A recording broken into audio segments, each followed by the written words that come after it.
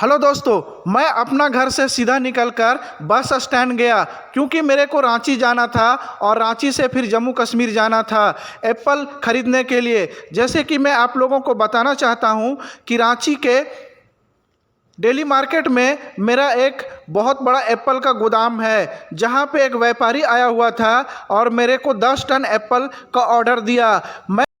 मैं उस व्यापारी को उचित टाइम पे एप्पल पहुंचाने के लिए मैं उसको गारंटी दिया और मैं बोला कि आपको टाइम पे एप्पल मिल जाएगा।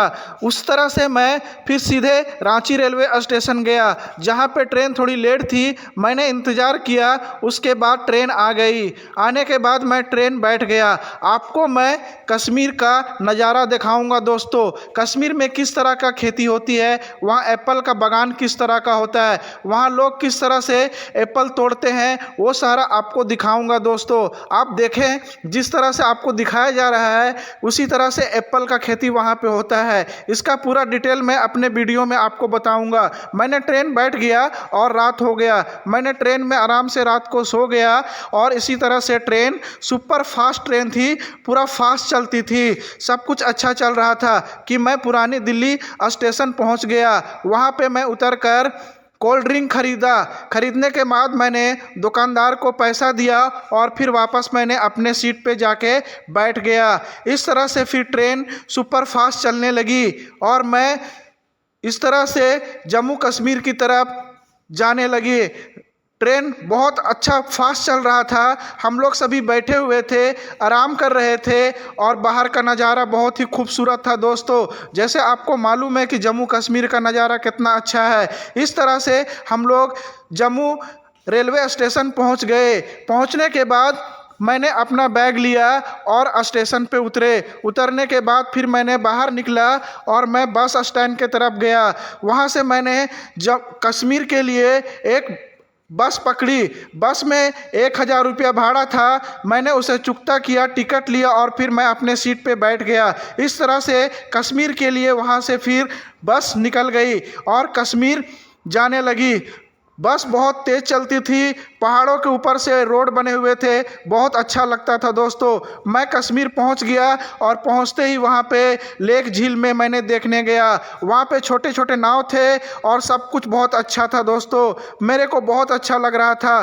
फिर मैंने वहां पे एक लोकल आदमी से मैंने बात किया और मैं उसे बोला कि मेरे को नाव में मेरे को पानी में घुमाओ, लेकिन उसने बोला कि घुमाऊंगा। इसी तरह से मैं फिर एक गार्डन में गया और वहाँ पे मैंने अपना एक फ़ोटो शूट करवाया। वहाँ पे कश्मीरी लोग थे, वे लोग बहुत अच्छे थे। इस तरह से आप गार्डन का जो देख रहे हैं। फिर मैंने वहाँ से डायरेक्ट जिस किसान से मेरे को एप्पल ख़रीदना था, मैंने डायरेक्ट उस किसान के घर पहुँच गया।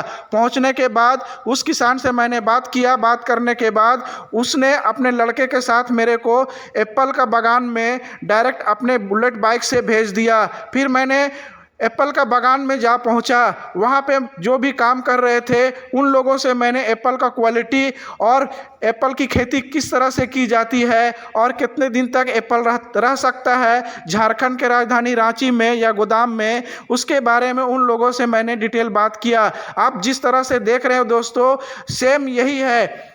बगल में नदी रहती है और सब कुछ इसी तरह से रहता है। एप्पल मैंने भी तोड़ा वहाँ पे जाके, सब कुछ बहुत अच्छा था। एप्पल हाई क्वालिटी का था, चारों तरफ पहाड़ थे, बर्फीले थे और ठंडी ठंडी हवाएं आती थी। मैंने फिर शाम को टहलने के लिए बाहर निकला करते थे दोस्तों, मेरे को बहुत अच्छा लगता था। मैंने एक गार्डन में गया और वहाँ पे मैंने अपना एक सेल्फी भी लिया, जिस तरह से आपने फ़ोटो में देख रहे हो दोस्तों। फिर मैं शाम को हमेशा टहलने के लिए निकला करते थे दोस्तों। इसी तरह से अचानक एक दिन शाम को मैं टहल रहा था कि एक वहाँ का जंगली भालू जो ब्राउन कलर का होता है, उसने मेरे को आके पीछे से हमला कर दिया। मैं तो घबरा गया, मेरे को लगा कि कोई दूसरा आदमी मेरे साथ इस तरह से कर रहा है। लेकिन मैंने जब देखा तो एक जंगली भालू आया हुआ था जो कश्मीर का जंगल में रहा करता था। मेरे को धक्का मारते ही फिर मैंने संभला और उसके दोनों पंजे पकड़ लिए। मैंने उसे पीछे की ओर धक्का दिया, लेकिन वह बहुत वजन था, बहुत भारी था, इसलिए मैं उसे पीछे नहीं हटा पा रहा था। फिर उसने मेरे को ज़मीन पर पटक दिया दोस्तों। मैं ज़मीन पे गिर गया और मेरे कमर में और पूरा शरीर में चोट लग गई। मेरे कपड़े फट गए और मैं बेहोश होने लगा। मेरा शरीर में बहुत दर्द होने लगा। मैं फिर उठने का कोशिश किया, फिर मैं उसे धक्का दिया, फिर उसने मेरे को पानी में गिरा दिया। फिर मैं पानी से बाहर निकलने की कोशिश किया, उसने मेरे को दांत से काटने की कोशिश की, लेकिन मैंने अपना हाथ से उसके दांतों को पकड़ लिया, मुंह को पकड़ लिया और उसने मेरे को फिर पटक दिया। फिर मेरे मुंह में उसने काटने की कोशिश की और मैं ज़मीन पे नीचे गिर गया। मैंने उसे बहुत छुड़ाने की कोशिश कर रहा था, लेकिन छुड़ा नहीं पा रहा था। मेरा मुंह में वह बहुत काटने की कोशिश कर रहा था, लेकिन फिर भी मैं खड़ा होने की कोशिश की और मैं ज़मीन में बैठ गया। फिर उसने मेरे को मुंह के तरफ मेरे देखने लगा। मैंने भी उसे पीछे की ओर धक्का दिया, लेकिन वो पीछे हट नहीं रहा था। मैं बहुत घायल हो गया था, मेरे कपड़े पूरे फट गए थे। फिर मैंने खड़ा हो गया। खड़ा होने के बाद मैंने उसके दोनों पंजे पकड़ लिए।